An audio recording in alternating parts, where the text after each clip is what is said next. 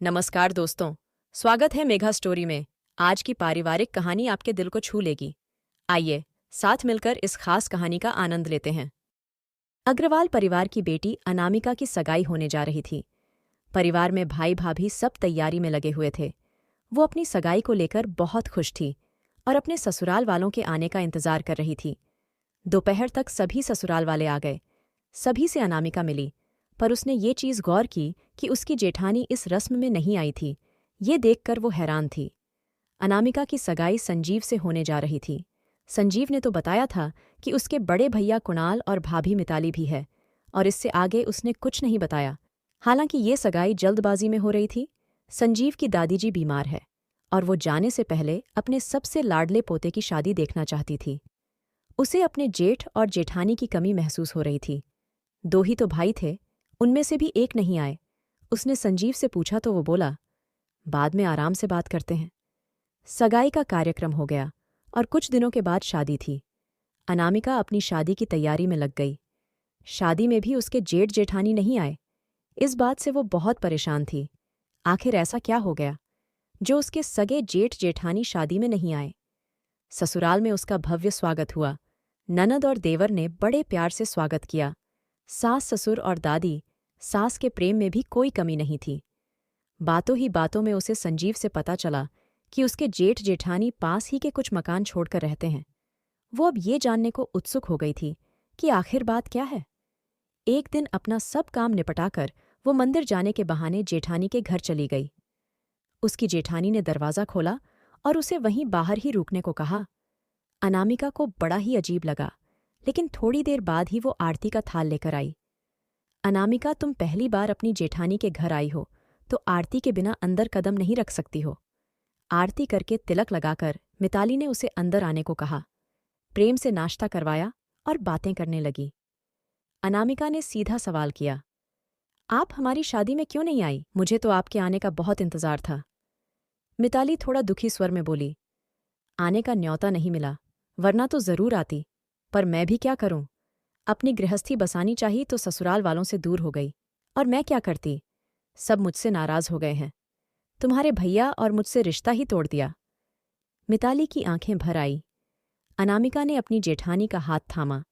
भाभी, ऐसा क्या हो गया कि सबने आपसे रिश्ता तोड़ दिया? मिताली अतीत में जाते हुए बोली, मैं अपने माता पिता की एक ही बेटी थी। दो भाइयों के बीच लाड प्यार से पली थी। कुणाल के घर से रिश्ता आया तो मना नहीं कर सकें। कुणाल दिखने में अच्छे थे और इनके परिवार वालों ने बताया कि इन्होंने अपना व्यापार शुरू किया है, तो घर परिवार देखकर मेरा रिश्ता कर दिया गया। शादी होकर ससुराल आ गई। शादी के बाद हम हनीमून पर घूमने गए तो आते आते सारे पैसे खत्म हो गए। मुझे आश्चर्य हुआ कि कुणाल का अपना कोई बैंक अकाउंट नहीं था, ना ही ये ऑनलाइन पेमेंट करते थे। ये अपने साथ कुछ ही रुपये लाए थे। मैं सब समझ गई थी कि कुणाल कुछ करते नहीं हैं और अपने पापा से रुपये लेकर काम चलाते हैं। मैंने कुणाल से कहा कि आपने मुझसे झूठ क्यों बोला कि आप अच्छा कमा लेते हैं? इस तरह तो जिंदगी नहीं चल सकती है। कुछ दिनों बाद मुझे पता चला कि मैं गर्भवती हूँ और अब मुझे डॉक्टर को दिखाने जाना, दवाइयाँ लाना और खान पान का ध्यान रखना बहुत से खर्चे थे जो मुझे खुद ही भारी लग रहे थे। अब मैं चाहती थी कि मेरे पति कमाएं और अपने होने वाले बच्चे का खर्चा उठाएं। परिवार में दोनों देवर अच्छा कमा रहे थे और ससुर जी भी नौकरी करते थे। मुझे बहुत बुरा लगता था कि मेरे पति सबके नौकर जैसे बने हुए थे। जिसने जो कहा वो काम कर दिया। जब पत्नी का पति कमाता नहीं है तो उसकी घरवालों के सामने कोई इज्जत नहीं रह जाती है। मैंने इनको नौकरी करने के लिए कहा और दूसरे शहर मेरे ममेरे भाई की कंपनी में काम करने को भेज दिया। यहाँ सब घरवालों का काम अटक गया। सबने मुझ पर इल्जाम लगाया कि मैंने परिवार से बेटा अलग कर दिया और मुझे अलग घर बसाना था। मैंने 9 महीने सब सहा। कुणाल वहां से कमाकर पैसे भेजने लगे।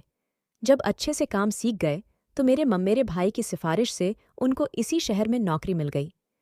मुझे इज्जत से रहना था तो मैंने अलग रहने का फैसला किया, क्योंकि दोनों देवर की कमाई के मुकाबले कुणाल कम ही कमाते थे। बस तभी से सबने हमसे रिश्ता तोड़ लिया। और ये कहकर मिताली रोने लगी। अनामिका की भी आंखें भर आई। भाभी, आप गलत नहीं हो। आपके लिए ये बहुत जरूरी था कि भैया अपने पैरों पर खड़े होकर अपनी पत्नी और बच्चे का खर्चा खुद उठाएं। मम्मी जी को तो गर्व होना चाहिए कि उनका बेटा अपने पैरों पर खड़े होकर अपनी जिम्मेदारी उठा रहा है। भाभी, होली आ रही है और अब बेरंग रिश्तों में रंग भरने का समय आ गया है। बहुत जल्दी हम सब साथ में होंगे। आप होली के दिन भैया को लेकर घर आ जाइए। मैं सबसे बात करके सब ठीक कर दूंगी। ये कहकर अनामिका घर चली आई। कुछ दिनों बाद अनामिका का जन्मदिन आया। घर वाले सब बहुत खुश थे। सास ससुर ने यही पूछा कि तुम्हें जन्मदिन के उपहार में क्या चाहिए, क्योंकि अभी तुम्हारी शादी हुई है। हमें समझ में नहीं आ रहा है कि क्या उपहार दें। अनामिका ने हाथ जोड़कर कहा कि मम्मी जी, पापा जी, आप भैया भाभी को माफ़ कर दीजिए। भाभी ने जो भी किया अपने होने वाले बच्चे के भविष्य के लिए किया, अपनी इज्जत के लिए किया, क्योंकि पति कमाता है तभी पत्नी की इज्जत होती है, और उनकी जगह मैं होती तो शायद मैं भी यही करती। अनामिका की बात सुनकर सबकी आंखें भर आई। सच सबको पता था, लेकिन अहंकार को लेकर सब बैठे थे। अगले 2 दिन बाद होली थी। सुबह सुबह दरवाजे पर मिताली और कुणाल अपने बच्चे को लेकर आ गए। सास ससुर जी ने उन्हें माफ़ कर दिया। सभी भाई बहन आपस में गले लग गए। सारे शिकवे गिले आंसुओं में बह गए। सब एक ही रंग में रंग गए। अनामिका ने अपनी कोशिशों से घर परिवार को एक कर दिया। जो रिश्ते फीके बेरंग हो गए थे, उनमें रंग भर गए। पाठकों, आज की कहानी यहीं समाप्त होती है। कहानी अच्छा लगे तो वीडियो को लाइक और चैनल को सब्सक्राइब करना ना भूलें। धन्यवाद।